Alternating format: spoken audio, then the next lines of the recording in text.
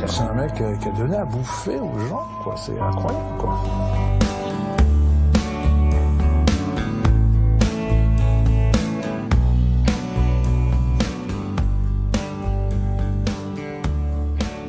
C'est pas rien parce que on avait affaire à un personnage qui était très proche du peuple, qu'il est difficile d'égaler en termes de notoriété, mais en termes de réseau de communication. Et vous savez comment ça a terminé. Alors ça a mal terminé, non pas parce que Coluche voulait que ça se termine, mais parce qu'il y a eu tout un tas d'événements qui fait que on nous a supprimé Coluche, il est plus là, et que fondamentalement les fondamentaux qu'il a laissés là sont toujours là.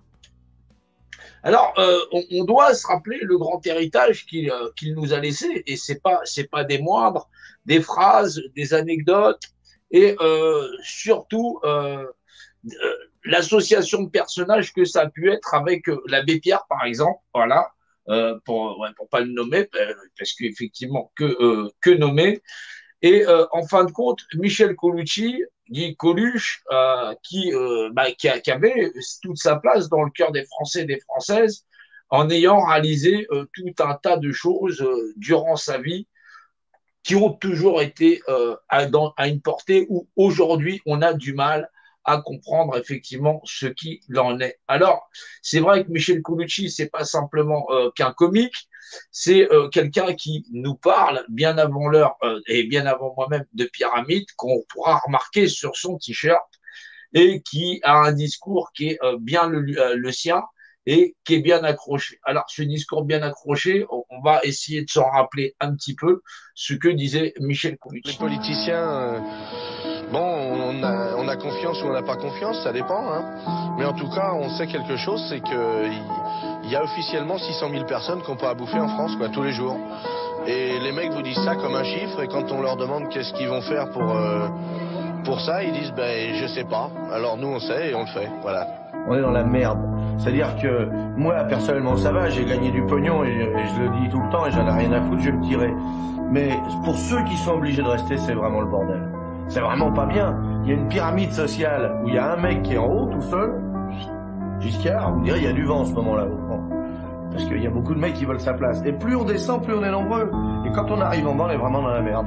Alors moi, ce que je voudrais, c'est qu'on remue la merde de manière à ce que c'est donc vraiment une histoire de merde, ma candidature.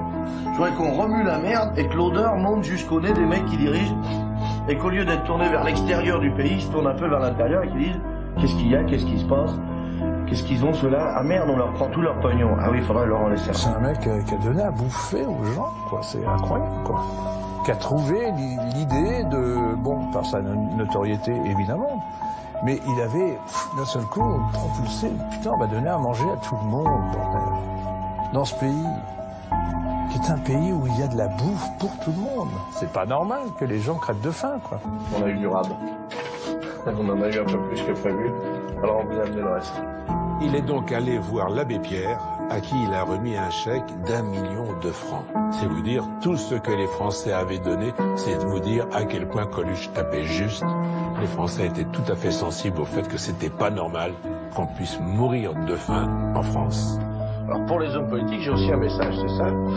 Et puis pour ce que je crois à leur sincérité, j'ai un autre message, c'est ça. Voilà, mais en dehors de ça, j'ai rien. J'appelle les feignants, les crasseux, les drogués, les alcooliques, les pédés, les femmes, les parasites, les jeunes, les vieux, les artistes, les taulards, les gouines, les apprentis, les noirs, les piétons, les arabes, les français, les chevelus, les fous, les travestis, les anciens communistes, les abstentionnistes convaincus, tous ceux qui ne comptent pas pour les hommes politiques, à voter pour moi, à s'inscrire dans leur mairie et à colporter les nouvelles. Tous ensemble pour leur foutre au cul avec Coluche, le seul candidat qui n'a pas de raison de mentir. Je me suis trouvé dans une situation avec les Restaurants du Cœur où ils m'ont tous fait des promesses, tu vois. Et puis maintenant, je les vois, quoi, les promesses, tu vois. Donc si tu veux, je vais les régaler. Ce fait d'en parler, c'est que ça me fait repleurer. Je peux pas vous dire pourquoi. C'est que c'est pas possible de perdre quelqu'un comme ça. Et que la mémoire revient instantanément, c'est-à-dire ce coup de téléphone où j'ose pas poser la question, mec. Et le dernier me dit, il est mort.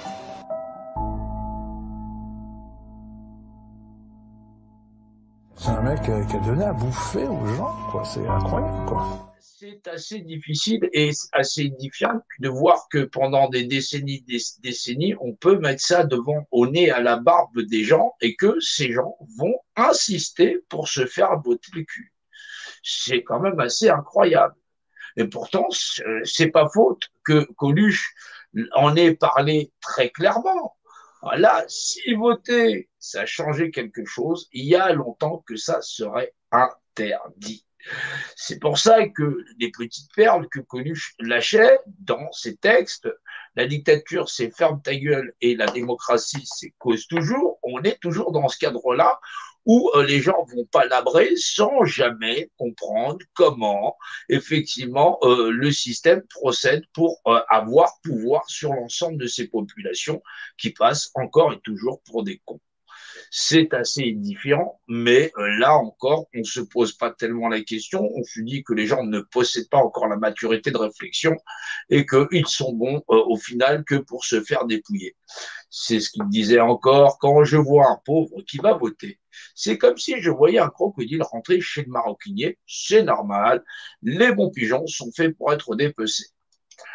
Voilà, la moitié des hommes politiques sont des bons à rien, les autres ont des prêts à tout. Et quand il parle de politique, il sait de quoi il parle. Même en son temps, on voit bien que Coluche était assez bien outillé dans l'art de comprendre ce qu'il en était. La droite vend des promesses et ne les tient pas. La gauche vend de l'espoir et le brise. On a effectivement ici le panel de l'extrême gauche à l'extrême droite.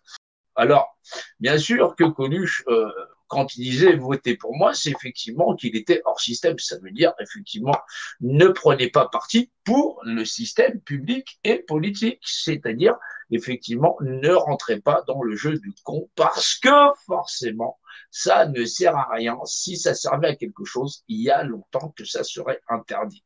C'est là où le système limbique de monsieur, madame, tout le monde n'imprime pas, que des combats qui ont duré plusieurs centaines, milliers d'années, où l'homme prétend d'équité, on voit comment chacun, pour jouer la gagne, son confort, sont prêts à marchander, en fin de compte, la destinée misérable qui nous est donnée de voir l'horreur humaine s'installer sur la Terre, et là où, au final, on se retrouve avec des gens dépouillés de toutes choses et placés sous assistance alimentaire.